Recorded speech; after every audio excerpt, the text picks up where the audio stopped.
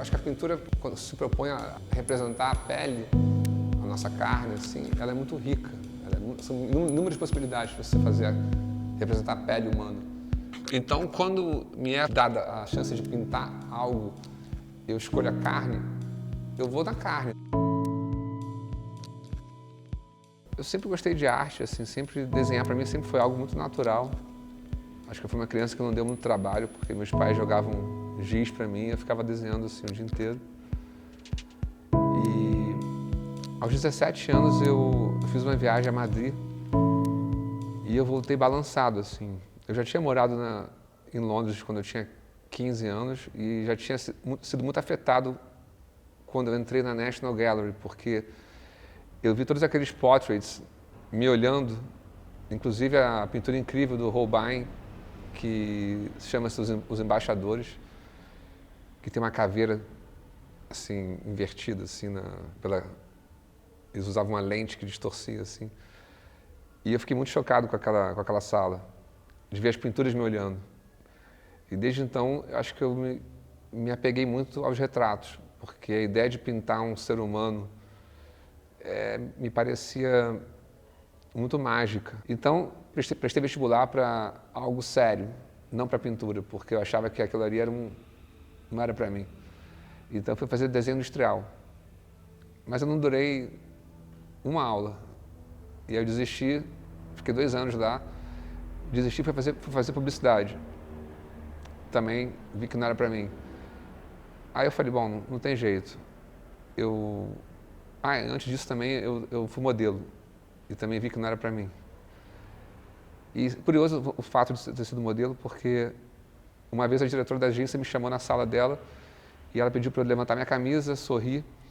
E aí eu fiz isso e ela disse que meu dente estava bom, mas que eu precisava fazer outro book. E na hora que ela falou isso, eu me senti literalmente um cavalo. E aquilo mexeu muito com a minha cabeça, assim. Eu prometi a mim mesmo nunca mais tentar fazer nada onde o meu corpo fosse julgado, mas sim algum produto que eu produzisse, que fosse o objeto do julgamento.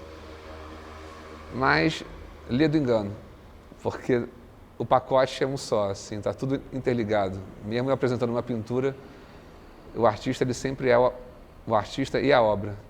Então você é um produto também. Isso aí não estou desapontado com isso, é só uma constatação. Você é o personagem também. Enfim, aí, depois dessas frustrações todas em faculdades e tal, eu resolvi entrar no Parque Lage, que foi um lugar que me acolheu muito bem. Pintar embaixo do Cristo, assim, era uma sensação muito boa.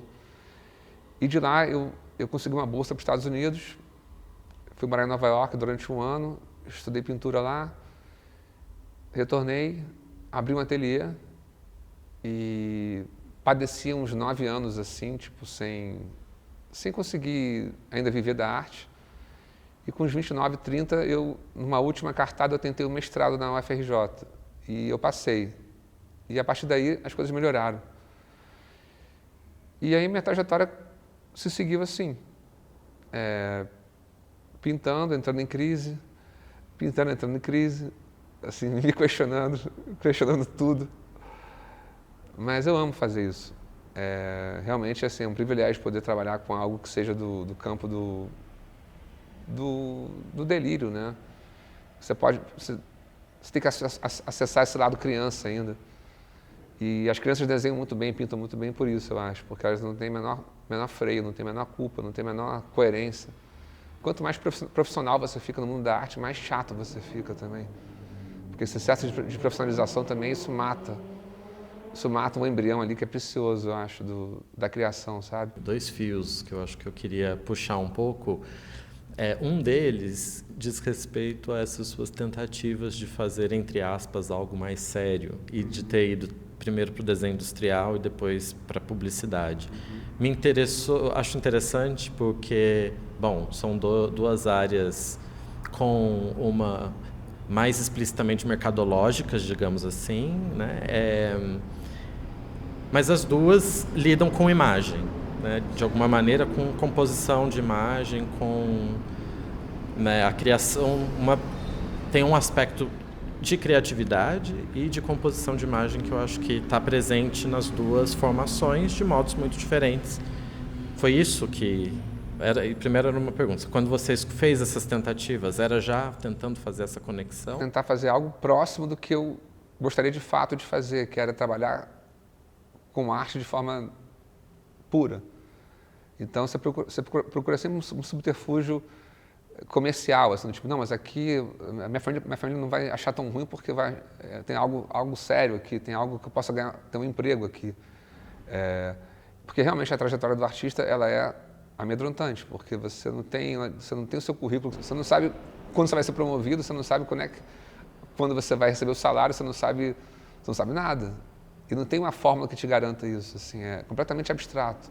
É interpessoal, é super relacional, é afeto, como tudo na vida, mas assim, no mundo da arte é especialmente livre, solto e cruel, assim, porque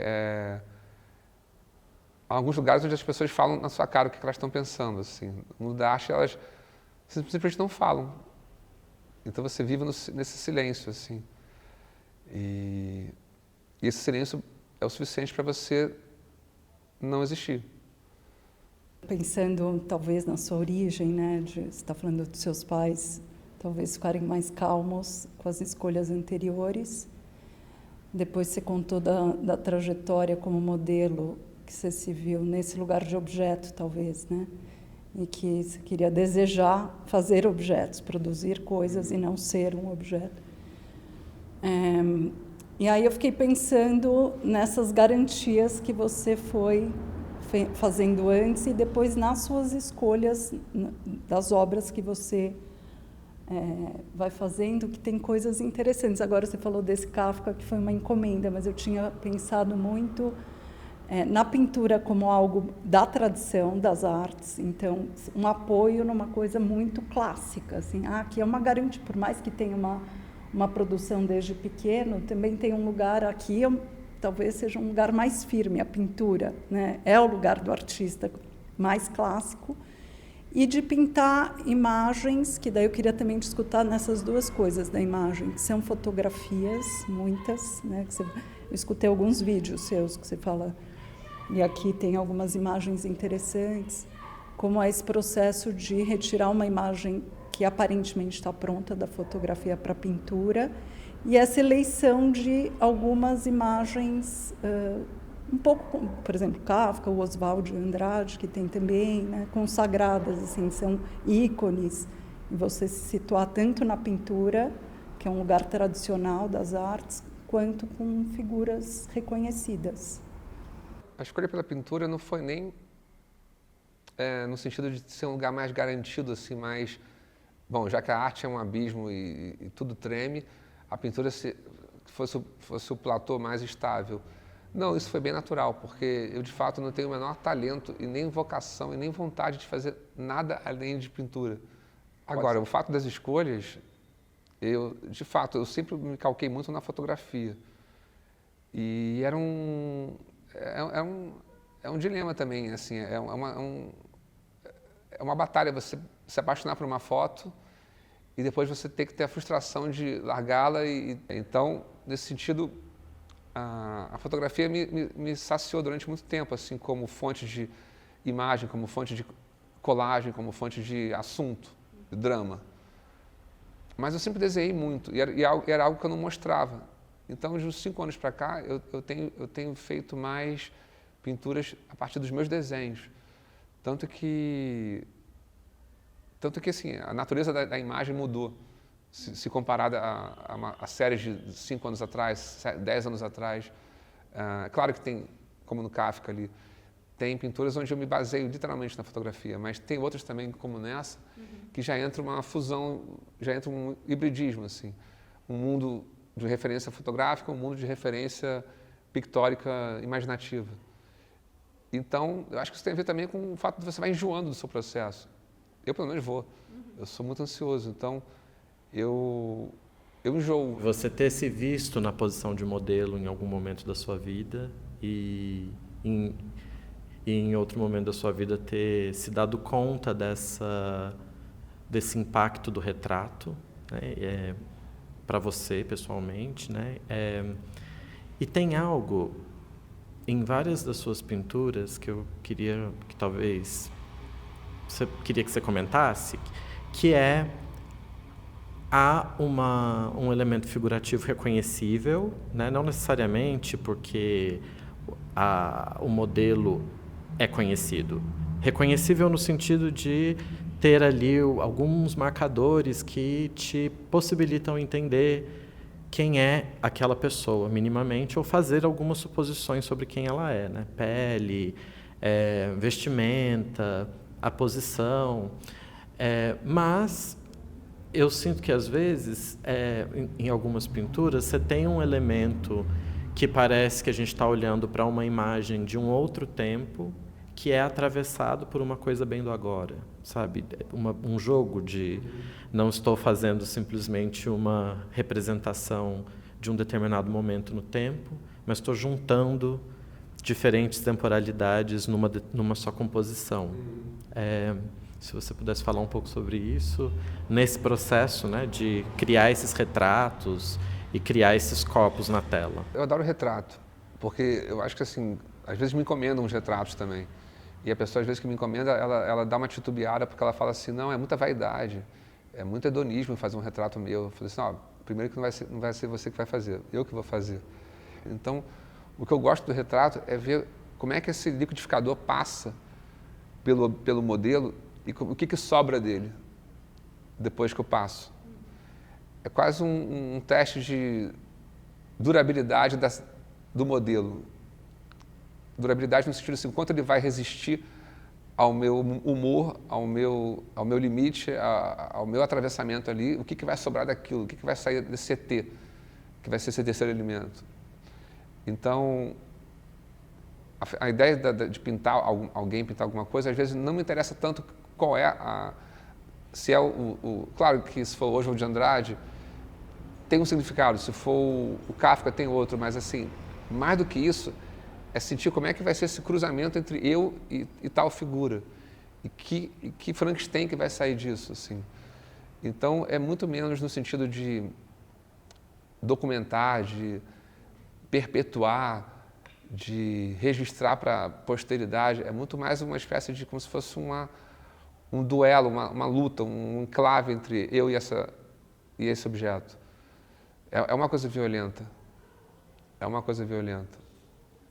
Se você acha que a pintura é um processo de decomposição ou uma outra coisa, porque você estava falando da foto ou até uma pessoa que te encomenda um retrato. Não, pelo contrário, ela é um puro nascimento. Ela é pura originalidade, assim. Ela não se decompõe porque ela vem do grau zero. A foto se decompõe. Uhum. Porque a foto é um rastro de um momento. Na teoria, né? Hoje em dia a foto é IA. Mas assim, na teoria assim, fotográfica, né? A foto é um recorte de um real. Eu fiz isso naquele momento. Tipo assim, ela é como se fala, tem um termo isso, ela é um footage. Uhum. E a pintura não, ela vem do grau zero. Você não pode apontar o culpado. Você não tem como voltar ao lugar do crime. Assim, a pintura ela vem do grau zero, ela vem de massas aglomeradas numa abstração que formam milagrosamente uma imagem, que a gente assemelha a um objeto que já existe. Porque eu fiquei pensando um pouco em decomposição, daquela parte da cor em cima, que parece... Meio russo, assim. Ali em cima, né, não sei se é... Um que está meio cintilante, assim, meio prateado. Você acha prateado aquilo? Qual você está falando? Não a figura, né? Em cima ali, um céu, talvez, vamos pensar. Aqui, ó, que é, na verdade, assim, muito difícil de definir aqui, né? Uma decomposição de cor, porque uma cor compacta, muito facilmente identificável, você vê numa foto, sei lá, você reconhece, vê e reconhece, é muito pronto, né? Aqui nessa pintura eu achei essa parte especialmente interessante. Mesmo aqui, essa pintura tem uma cara um pouco mais de decomposição do que composição, né? Fiquei um pouco com essa sensação. Eu entendi outra coisa da sua pergunta, desculpa. Eu entendi decomposição no sentido decrépito, assim. Não, Da decomposição. coisa assim de... Você está dizendo de uma não composição... É uma coisa não pronta, né? Você Não, vai uma coisa mais de com uma aleatoriedade. de assim. você extraindo aquela coisa pronta da foto e vai, por exemplo, a Ah, não, cor total. Concordo. A graça é essa, inclusive. Senão você se atearia à foto, né? Acho que a pintura, a viagem dela é essa. Você começa olhando para uma coisa e você termina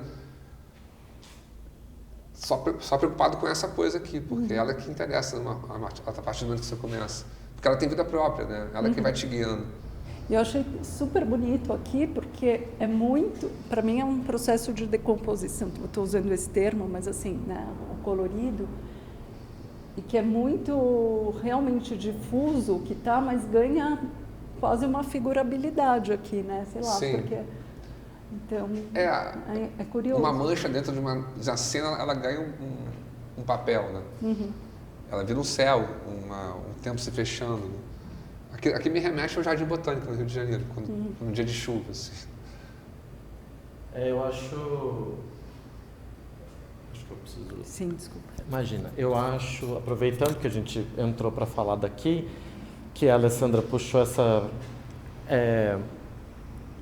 abstração central aqui atrás dessas imagens, eu queria falar então um pouco do neon ali, desse verde mais que me parece cria um contraste com as outras cores, né? Você cria um momento ali bastante específico que gera uma certa luz e também essa outra seção toda da pintura que vai para um gestual mesmo, né? Assim, transporta a gente desse lugar do reconhecível e vai para o seu corpo implicado aqui, né? No seu gesto, na sua forma de criar. Se você pudesse falar um pouco dessa...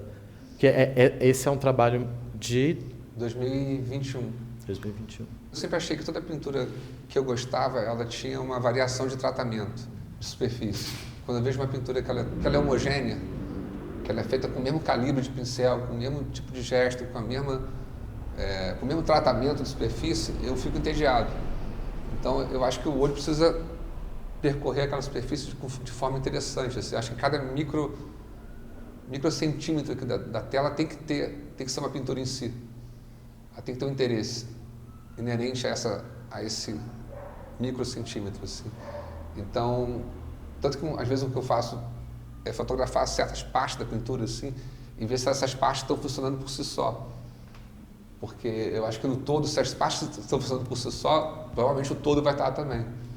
Então eu acho que uma superfície lisa neon oposta a uma superfície gestual, atávica, quase primitiva, ela, por esse clash, por esse contraste, elas necessariamente podem conversar. Você sai do real, né? Então, você sai da coerência. O difícil de você trabalhar a partir da foto é você voltar à rebeldia da incoerência. Assim. Porque a foto ela te torna preguiçoso também. Se você se acomoda na foto, o seu trabalho provavelmente ele vai ficar previsível. Então, é difícil você usar a foto e driblar a foto. Então, mas é um desafio. Na escala dos trabalhos entrou um pouco nessa necessidade de criar... Pequeno e grande. Formato médio eu tenho problema. E aí, como que você vê essas duas escalas no seu processo? Porque eu vejo aqui que há um espaço também, né? Tem uma coisa concreta, material, de você poder brincar e fazer transições, né? Porque você tem esse... Como que isso vai para as menores? Por exemplo, quando a gente olha... Me lembro da primeira lição que eu tive do meu grande mestre, assim. Eu fui estudar modelo vivo com ele. O modelo estava ali e eu fui começar a desenhar, né? Assim. Aí ele pediu para eu levantar. Falou assim, não, aqui a gente é maestro. Aqui a gente não faz assim. Aqui a gente faz assim. Porque olha só a amplitude do seu braço agora, desenhando. Então, acho que isso tem muito a ver com a tela pequena e a tela grande. Assim. A tela grande é uma amplitude de ombro, é braço, assim, é quase uma nadada. Você sai daqui, é exercício. sai daqui exausto, assim. Não só mentalmente, mas é uma escalada, é atlético. E uma pintura pequena, ela é um sussurro. Mas não que seja mais fácil. Mas é um movimento de um pensamento, uma inteligência muscular diferente. Uma está aqui, né? A outra está aqui. Fora toda a estratégia que muda, né, também. Uma pintura grande, a sua abordagem, o seu plano tem que ser outro. Né? Porque o gesto não vai cobrir mais um gesto de uma pintura pequena. Os gestos vão ter que ser 1000 gestos. E como preservar um frescor dando 1000 porradas numa superfície? Mas a gente tem As pequenas são... É outro approach, assim, é diferente. Uma te engole, a outra você engole a coisa. Então, mais ou menos assim, uma te encobre, a outra você encobre a coisa. Então, isso deve mudar a relação com a imagem. Eu não sei te explicar como, mas muda. O que acontece quando você erra? Porque também tem essas estratégias de sobreposição. Porque o erro é interessante. Eu nunca sei quando eu vou errar, né? Eu erro, aí me condeno, me chicoteio, acho que eu sou uma fraude. O que é um erro? Isso eu quero saber. O que é um erro na pintura? Porque... Boa pergunta. O que é um erro na pintura? Eu acho que não tem erro. Há algo que não funcionou após uma tentativa. Você não pode chamar de erro, só não funcionou. Mas erro não há, de fato. Porque às vezes o que você não... É que nem um professor uma vez me falou, você nunca vai conseguir fazer a pintura que você imagina. Nunca. Nem ninguém. Como escrever um texto. Nunca vai ser como você imagina, porque aquilo ali é uma ideia, e a ideia é para ser ideia. O que acontece é que o coeficiente artístico entre a sua intenção e o que você é capaz de fazer. Então, às vezes, o que eu acho que eu sou capaz de fazer está aquém do que eu sou capaz de fazer. Então, às vezes, o que eu faço fica até melhor do que eu achei que eu ia fazer. Então, esse erro foi até bom. Sim. Só que, às vezes, o que eu faço não sai satisfatório do que eu queria fazer. Então, eu considero um erro. Mas não sei se foi um erro, foi só o meu limite ali. Eu não consegui passar daquele limite. Aí você volta puto para casa, volta se achando uma fraude, volta mal-humorado, volta... Mas algumas experiências de erro, porque essa coisa do erro, né, tem o lugar do Beckett, ou, por exemplo, o Brecht, que nas conversas com o Sr. K, tem uma hora do diálogo que ele fala, alguém pergunta para onde você vai, ele fala, eu vou lá preparar meu próximo erro, né, ou erre de novo, ou erre demais, aquela velha. Porque o erro, se ele é incorporado ao trabalho, acho que essa fragilidade dentro do trabalho muitas vezes pode ser interessante, né? Quando é interessante, quando não é. Também, assim, o seu processo está denunciado de que você teve que fazer, não uma gambiarra, mas fazer um deslocamento de um erro. Não existe erro, mas existe não tá bom. E eu encaro muito a pintura assim, é tudo ou nada. Você arrisca e, às vezes, assim... Até um acidente de percurso, um acidente pictórico, torna algo que você não planejou em algo incrível. Talvez a gente esteja falando aqui de uma imprevisibilidade que é produtiva. Porque quando eu digo erro, né, a gente nunca sabe o que errou porque a gente não sabe o que está fazendo. Você pode assim, dar um borrão no olho sem querer, mas assim, às vezes pode ficar até melhor do que o olho que você queria fazer. Sim. Mas acho que a ideia de incorporar o acaso é muito bem-vinda. Como o Bacon falava, assim, né, tudo ou nada. Mas também... Eu acho que o erro também vem muito dessa ideia de a gente se prender muito ao ideal. Quando começa a fazer, não sai como o ideal. Então você pode achar que tudo está errado, porque não vai seguir o ideal. Sim. Então eu acho que esse descolamento entre o ideal e o sensível, essa distância, quanto maior ela for, mais errado você vai estar. Então, se você consegue encurtar na sua cabeça através de muita análise, muita terapia e muito zen budismo, você conseguir não deixar tão grande essa distância entre o ideal e o execuível, você talvez erre menos. E tem o material que se impõe, né? Assim, a tinta, porque você está falando do ideal e da prática, do gesto e tal, mas mas a tinta, claro que ela faz diferença. Faz, mas quando você vê uma boa pintura, é uma boa pintura. Pode ser feita com tinta escolar, você vê quando a pintura é boa. Claro que ela pode ficar melhor, mas quando um pintor bom pega um pincel e pinta, você sabe que é bom. Né? Porque a tinta não vai fazer o pintor. Senão não teria pintor bom no Brasil durante muito tempo, não teria. Claro, hoje em dia a gente tem tinta boa no Brasil, mas Não é a questão da tinta. A tinta ajuda, mas não. Mas não sei se é a qualidade da tinta, mas assim, isso que você estava falando antes, né?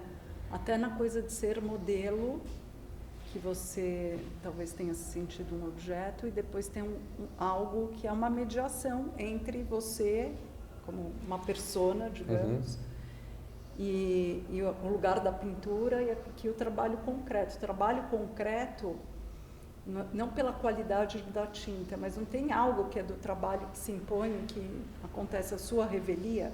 Isso que eu quero dizer quando eu digo sim, material. Mil coisas. É claro, o pincel que não corre do jeito que eu quis, a tinta que não diluiu o suficiente. Tem. Mas isso é o de menos. O mais crítico é a distância entre o seu ideal e o execuível. Isso é o que dói mais, assim. Essa que é a maior resistência, eu acho. Eu tô bloqueado há um mês, por exemplo. Eu não pinto há um mês, porque eu tô preso numa ideia e eu tô com medo de executá-la. De ver... Já pensei 1000 vezes qual é o approach que eu vou tomar, se eu vou começar por aqui, por ali, mas eu não quero nem ver. Porque a dor vai ser tão grande que eu prefiro nem fazer. Quer contar a ideia, né? Não, de um desenho. Não é nem a ideia o problema é a imagem. A execução. Quando você pinta um rosto, ele fica... É meio ridículo pintar um rosto, eu acho. É meio ridículo. Mas é engraçado porque, assim, ele é meio uma sombra, ele é meio transparente, mas ele tem uma coisa bem... É porque se você coloca um rosto no meio de uma composição, ele rouba. E ali você tem um rosto, mas é outra estratégia. É outra pegada, Primeiro que, assim, não é só pela dificuldade, que é a coisa mais difícil que tem, eu acho, pintar um rosto. Mas não é pela dificuldade, é porque ele rouba. Se você coloca um rosto nítido ali, todo o resto ele fica em segundo plano. É como um olho, né? A gente vai procurar o rosto. Nosso olho procura o rosto. Isso é humano. A gente vai procurar um semelhante ali. Então, se você jogar com isso, velar um pouco o rosto, jogar algo na frente, você torna, às vezes, a composição um pouco mais abstrata. Sobre essa imagem aqui especificamente, tem duas coisas que me chamam muito a atenção e que eu acho que seria interessante ouvir você falar um pouco. A primeira delas é pensar onde está o seu olho, digamos assim, né? Porque você tem aqui meio que uma criação de um certo abismo de reflexo, um vai e volta, né? Do olho, de quem faz, da figura que olha e da representação do reflexo, né? Você criou essa conversa, eu acho, e eu queria te ouvir isso porque me parece que tem alguma coisa daí que também lembra tanto o que você tem falado sobre o retrato quanto o que você falou sobre a fotografia mesmo, né? Assim, essa imagem é uma imagem que parte de uma fotografia ou que parte de um desenho. Esse espelho, né, que meio que secciona, cria essa espécie de mobiliário, né, que vai para uma cena super doméstica. Tipo, qual foi a história dessa pintura? Essa imagem ela partiu de um filme, de um estilo de um filme. Toda nudez será castigada, o filme do Nelson Rodrigues, um filme do Jabor, em cima da obra do Nelson Rodrigues. Mas, de fato, quando você pinta um reflexo de um espelho, você cria uma homenagem, né? Porque toda pintura tem o espectador e tem o objeto. Se eu estou pintando um reflexo, é porque esse objeto estava aqui, sendo refletido. Então, eu criei uma terceira pessoa dentro desse casal que é objeto e espectador. Então, ele dá uma confundida. Ele te traz um parceiro dentro da contemplação. Eu gostei também dessa parte aqui da cama, que tem uma densidade, né? Assim, uma coisa que poderia ser bem chapada, até atravessa. Aí vem a parte abstrata da pintura, né? Ela tem que ser rica, né, eu acho. Senão vira uma mera representação também, né? Porque tem toda uma discussão que a gente estava fazendo lá no projeto Visadas da Olímpia, do Manet, que a cama ela tem um protagonismo na Olímpia, justamente no tecido assim, do lençol, tem uma materialidade, tem todo um ruído. E essa daqui é muito forte também, né? Sim. O Manet, é um dos meus ídolos, né? Assim, ele foi um dos primeiros a trazer como diria Greenberg, né, as qualidades intrínsecas da pintura para a pintura, né?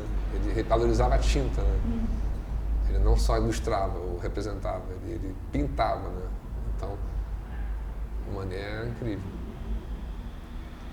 E mais uma vez, né, os excessos, os gestos, Os você erros, Então, esse eu adorei. eu também. e Tô os brincando, erros, eu acho. Eu até me desconcentrei agora que eu fiquei olhando para o erro. Mas volta àquilo que a gente estava conversando, que eu falei, né? Você não está nesse espelho, mas seu corpo está super implicado no gesto, né? Assim, como uma...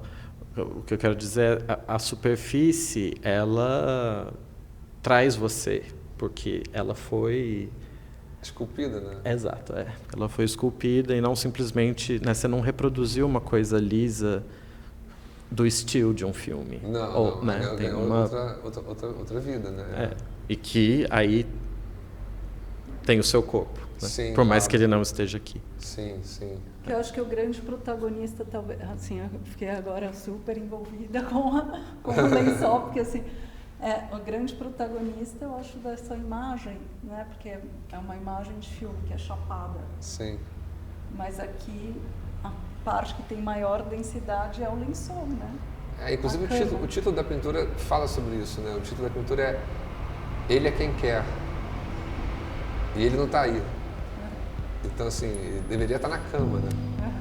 Então, a cama é o que move toda a frustração dessa mulher, ou sei lá, a decepção dela. Então, é o que não está na cama.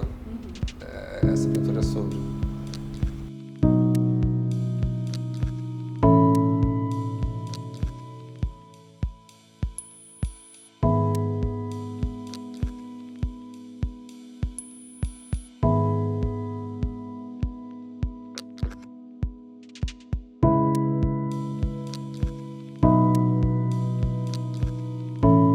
Quando eu te perguntei mais cedo sobre a coisa da temporalidade, porque não se trata de expor um tempo dentro da imagem, é quase como se elas se imiscuíssem mesmo. Sem estarem compartimentados.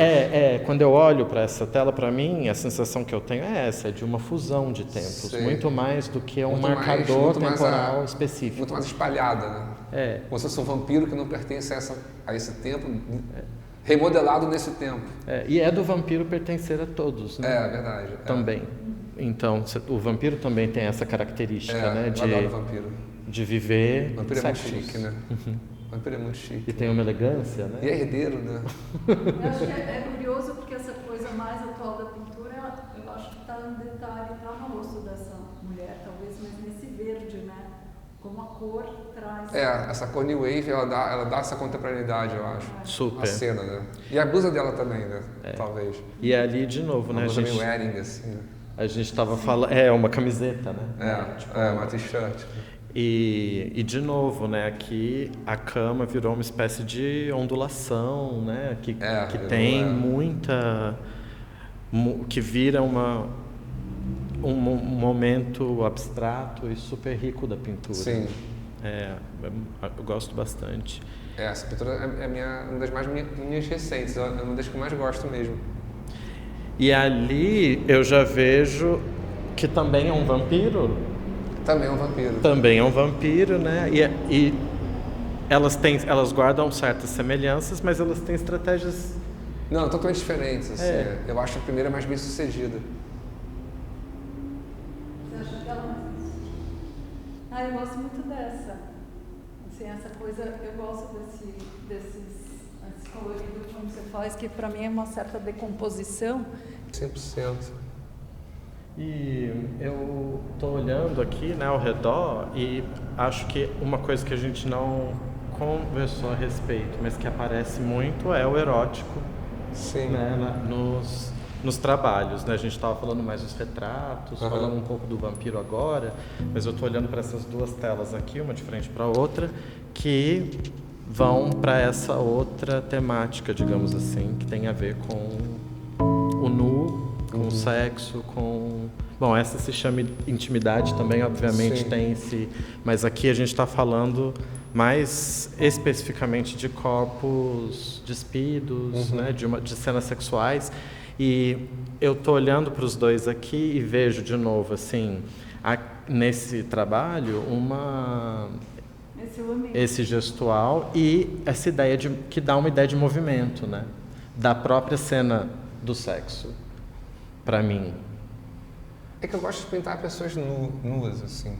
Eu não vejo muita graça em pintar alguém de roupa, sinceramente. A não ser que seja roupa de época. Não sei, eu não vejo muito sentido mesmo pintar alguém com uma roupa contemporânea. Não que eu não ache bonito roupa contemporânea, mas eu gosto de pintar o corpo nu. Eu prefiro muito mais, assim, acho muito mais interessante como paisagem. E eu não sei, apesar de eu detestar carnaval, eu não suporto carnaval, mas eu acho que eu sempre propus uma carnavalização na pintura, assim, carnavalização no sentido de carnal, assim, de celebrar a carne, assim, no sentido assim, de ter uma eu